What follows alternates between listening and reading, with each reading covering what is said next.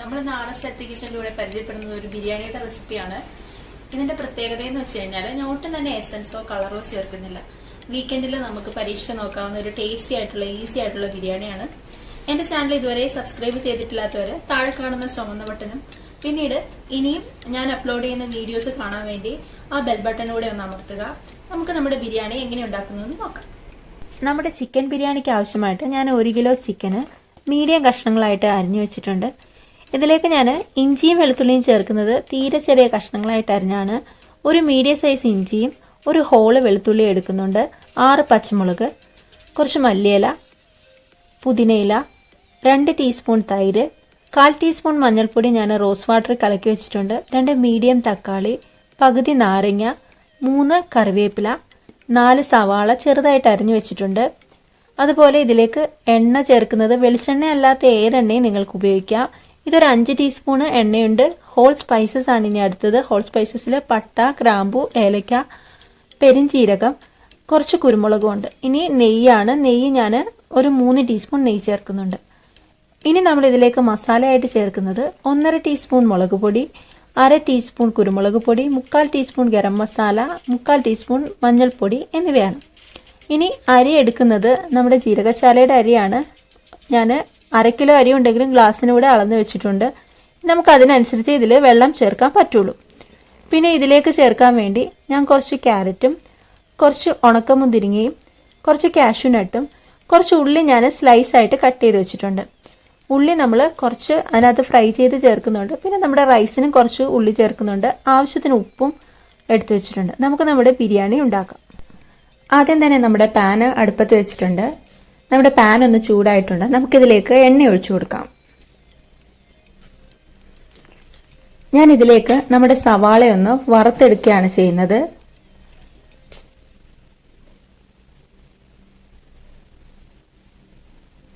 സവാളയുടെ നിറം ഏകദേശം ബ്രൗൺ ആയിട്ടുണ്ട്. നമുക്കിതൊരു പാത്രത്തിലേക്ക് മാറ്റാം. അതേ എണ്ണയിലേക്ക് തന്നെ നമുക്ക് നമ്മുടെ കാഷ്യൂനട്ടും കിസ്മിസും ഒന്ന് ഫ്രൈ ചെയ്തെടുക്കാം.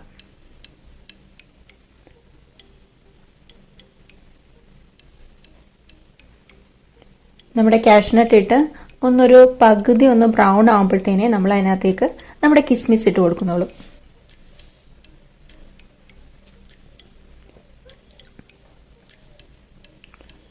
നമ്മുടെ കാഷ്യൂനട്ടും കിസ്മിസും നല്ലതുപോലെ ആയിട്ടുണ്ട്. നമുക്കിതൊരു പാത്രത്തിലേക്ക് മാറ്റാം.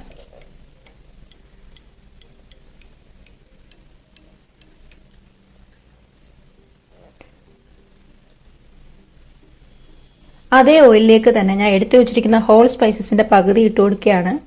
നമ്മൾ നമ്മുടെ ചിക്കൻ്റെ മസാല ഉണ്ടാക്കാൻ പോവുകയാണ്. ഞാൻ സവാള ഇട്ട് കൊടുക്കുന്നുണ്ട്. ഇതിലേക്ക് ഞാൻ കുറച്ച് ഉപ്പ് കൂടെ ഇപ്പോൾ ഇട്ട് കൊടുക്കുന്നുണ്ട്. സവാള പെട്ടെന്ന് വഴണ്ട് കിട്ടാൻ വേണ്ടിയാണ് ഇപ്പോൾ ഉപ്പ് ചേർക്കുന്നത്. നല്ലതുപോലെ മിക്സ് ചെയ്ത് കൊടുക്കുന്നുണ്ട്. ഞാൻ ഇതിലേക്ക് കുറച്ച് കറിവേപ്പില ഒന്ന് ചേർത്ത് കൊടുക്കുന്നുണ്ട്. ഇനി ഇതിലേക്ക് ഞാൻ എടുത്തു വച്ചിരിക്കുന്ന പച്ചമുളകും ഇഞ്ചിയും വെളുത്തുള്ളിയും കൂടെ അതിനകത്ത് ചേർത്ത് കൊടുക്കുന്നു. നന്നായിട്ട് മിക്സ് ചെയ്യുന്നുണ്ട്. ഇനി ഇതിലേക്ക് നമ്മൾ മസാലകളിലായിട്ട് ആദ്യം മഞ്ഞൾപ്പൊടിയാണ് ചേർത്ത് കൊടുക്കുന്നത്. ഞാൻ മഞ്ഞൾപ്പൊടി ചേർത്തിട്ടൊന്ന് ചെറുതായിട്ട് ഇളക്കുന്നുണ്ട്. അടുത്തതായിട്ട് ഇതിനകത്ത് മുളക് പൊടിയാണ് ചേർക്കുന്നത്.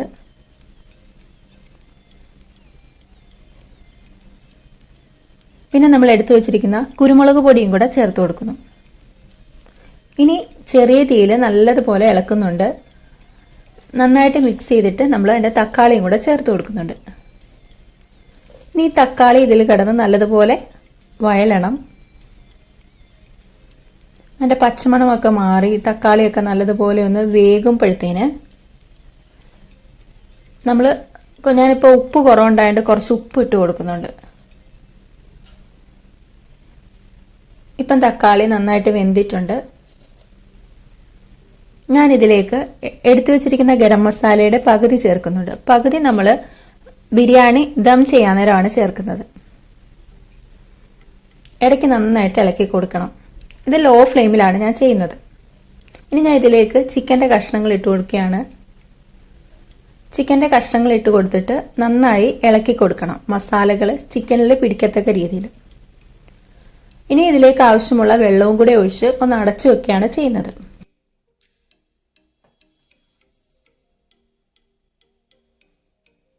ഏകദേശം 10-15 മിനിറ്റോളം നമ്മുടെ ചിക്കൻ ഒന്ന് കുക്ക് ആവാൻ വേണ്ടി വേണം. ഇപ്പോൾ ഒരു 15 മിനിറ്റ് ആയിട്ടുണ്ട്. ഞാനിത് ഓപ്പൺ ചെയ്ത് നോക്കി, ഇതൊക്കെ നല്ലതുപോലെ വെന്തിട്ടുണ്ട്. നമുക്കിനി ഇതിലേക്ക് മല്ലിയിലയും പുതിനയിലയും ഞാൻ ചേർത്ത് കൊടുക്കുകയാണ്. എന്നിട്ട് ഞാൻ നന്നായിട്ട് ഇളക്കിയിട്ട് അടുത്തതായിട്ട് ഞാൻ തൈര് ചേർത്ത് കൊടുക്കുകയാണ്. തൈര് ചേർത്തിട്ട് നന്നായിട്ടൊന്ന് ഇളക്കിയിട്ട് ഞാൻ തീ ഓഫ് ചെയ്യുന്നുണ്ട്. എന്നിട്ട് അതൊരു പാത്രത്തിലേക്ക് മാറ്റുന്നുണ്ട്. ഞാൻ ഒരു പാൻ അടുപ്പത്ത് വെച്ച് നമ്മൾ എടുത്തു വെച്ചിരിക്കുന്ന നെയ്യ് അതിലേക്ക് ഒഴിച്ചു കൊടുക്കുന്നുണ്ട്. ഇനി മസാലകളുടെ ബാക്കി പകുതി ഇപ്പോൾ ചേർത്ത് കൊടുക്കുന്നുണ്ട്. ഹോൾ സ്പൈസസ് ആണ്. എന്നിട്ട് ഇത് നന്നായിട്ട് ഇളക്കിയിട്ട് ഇതിലേക്ക് ഒരു കുറച്ച് സവാള ഞാൻ ഇതിലേക്ക് ചേർത്ത് കൊടുക്കുന്നുണ്ട്. വളരെ കുറച്ച് സവാളയെ നമ്മുടെ റൈസിന് ആവശ്യമുള്ളൂ. ഇത് ഏകദേശം ഒരു പകുതി ബ്രൗൺ ആകുമ്പോഴത്തേന് നമ്മുടെ റൈസ് ചേർത്ത് കൊടുക്കുന്നുണ്ട്. റൈസ് ചേർത്തിട്ട് ഇത് നന്നായിട്ട് മിക്സ് ആക്കി എടുക്കണം. നെയ്യ് നമ്മുടെ റൈസിൽ നന്നായിട്ട് പിടിക്കാൻ വേണ്ടിയാണ്. ഇതേ സമയത്ത് തന്നെ നമ്മൾ നാരങ്ങാനീര് ഉപ്പൂടെ ചേർത്ത് കൊടുക്കുന്നുണ്ട്. എന്നിട്ട് നമ്മുടെ ചോറ് അത്ര അങ്ങോട്ട് ഒട്ടിപ്പിടിക്കൂല. നന്നായിട്ട് ഇളക്കി കൊടുക്കുന്നുണ്ട്. ഞാൻ ഇതിലേക്ക് ഈ ഗ്ലാസ്സിന് ഞാൻ 2 ഗ്ലാസ് അരിയായിരുന്നു എടുത്തിരുന്നത്. അതുകൊണ്ട് 3.5 ഗ്ലാസ് വെള്ളം ചേർക്കുന്നുണ്ട്. ചൂടുവെള്ളം ചേർക്കുന്നതാണ് എപ്പോഴും നല്ലത്. ഞാൻ ഓൾറെഡി വെള്ളം തിളപ്പിച്ച് വെച്ചിട്ടുണ്ടായിരുന്നു. ആ വെള്ളം ഇതിലേക്ക് ചേർത്ത് കൊടുക്കുകയാണ്. ഇനി നന്നായിട്ടൊന്ന് ഇളക്കിയിട്ട് നമ്മൾ ഉപ്പ് നോക്കുന്നുണ്ട്. കാരണം ഈ സമയത്താണ് നമ്മൾ ഒരു നുള്ളി ഉപ്പ് കൂടി നിൽക്കണം, എന്നാലേ നമ്മുടെ ചോറിൽ ഉപ്പ് പിടിക്കുള്ളൂ. ഇനി എടുത്തു വെച്ചിരിക്കുന്ന ക്യാരറ്റ് കൂടി ഞാൻ ഇതിലേക്ക് ചേർത്ത് കൊടുക്കുകയാണ്.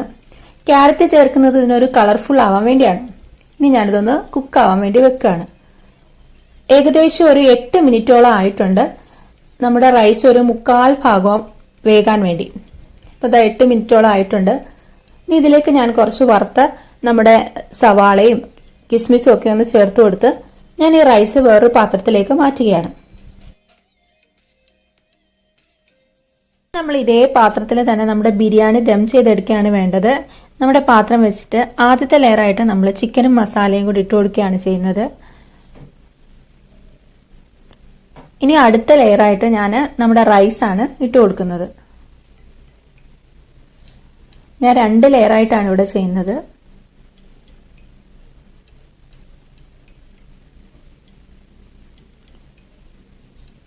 ഇതിലേക്ക് ഞാൻ ഇപ്പോൾ തന്നെ കുറച്ച് ഗരം മസാല തൂക്കി കൊടുക്കുന്നുണ്ട്. എടുത്തു വെച്ചിരിക്കുന്ന നമ്മുടെ കാഷ്യൂസും കിസ്മിസും കൂടെ കുറച്ച് ചേർത്ത് കൊടുക്കാം. ഇതിലേക്ക് കുറച്ച് നമുക്ക് മല്ലിയിലയും പുതിനയിലയും കൂടെ ചേർത്ത് കൊടുക്കാം.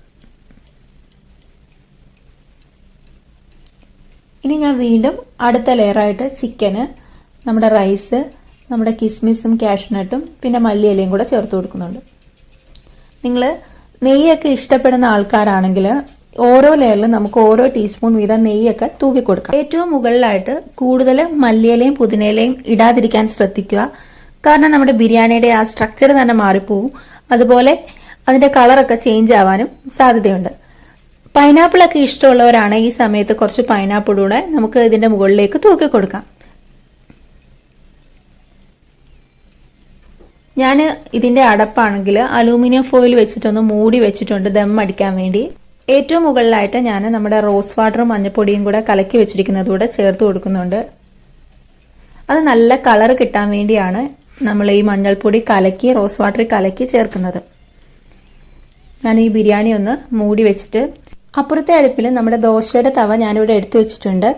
നാട്ടിലെ ദോശക്കല്ലാണ് ഇതിന് ഏറ്റവും നല്ലത്. പക്ഷെ അതില്ലാത്തതുകൊണ്ടാണ് ഞാൻ ദോശയുടെ തവ ഇവിടെ എടുത്തു വെച്ചിരിക്കുന്നത്.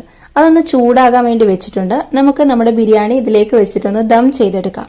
ഏകദേശം ഒരു 10 മിനിറ്റോളം ആയിട്ടുണ്ട്. ഇതിനകത്തേക്ക് നല്ലതായിട്ട് ആവിയൊക്കെ പിടിച്ച് നല്ല ദം ആയിട്ടുണ്ട്. അങ്ങനെ നമ്മുടെ കളറും എസൻസും ഒന്നും ചേർക്കാതെ നമ്മുടെ ഹെൽത്തി ആയിട്ടുള്ളതും ടേസ്റ്റി ആയിട്ടുള്ളതുമായിട്ട് ബിരിയാണി റെഡി ആയിട്ടുണ്ട്. നമുക്കിതൊരു പാത്രത്തിലേക്ക് സെർവ് ചെയ്യാം. നിങ്ങൾ എല്ലാവരും ഇതൊന്ന് ട്രൈ ചെയ്ത് നോക്കുക. നിങ്ങൾക്ക് റെസിപ്പി ഇഷ്ടപ്പെട്ടാൽ നിങ്ങളുടെ ഫ്രണ്ട്സിന് ഷെയർ ചെയ്ത് കൊടുക്കാൻ മറക്കരുത്. അതുപോലെ ഈ വീഡിയോ ലൈക്ക് ചെയ്യാനും മറക്കരുത്. ചാനൽ ഇതുവരെ സബ്സ്ക്രൈബ് ചെയ്തിട്ടില്ലാത്തവർ സബ്സ്ക്രൈബ് ചെയ്യുകയും അതുപോലെ നോട്ടിഫിക്കേഷൻ എനേബിൾ ചെയ്യുകയും ചെയ്യുക. താഴെ കാണുന്ന ബെൽ ബട്ടൺ ഞെക്കിയാൽ നിങ്ങൾക്ക് നോട്ടിഫിക്കേഷൻ എനേബിൾ ആവും. നമ്മുടെ ബിരിയാണി നമുക്കൊന്ന് ടേസ്റ്റ് ചെയ്ത് നോക്കാം. നമ്മുടെ ബിരിയാണിയിലെ മസാലയൊക്കെ പിടിച്ച് നല്ല ടേസ്റ്റി ആയിട്ടുണ്ട്. അടുത്തൊരു വീഡിയോയുമായിട്ട് കാണുന്നത് വരെ നന്ദി.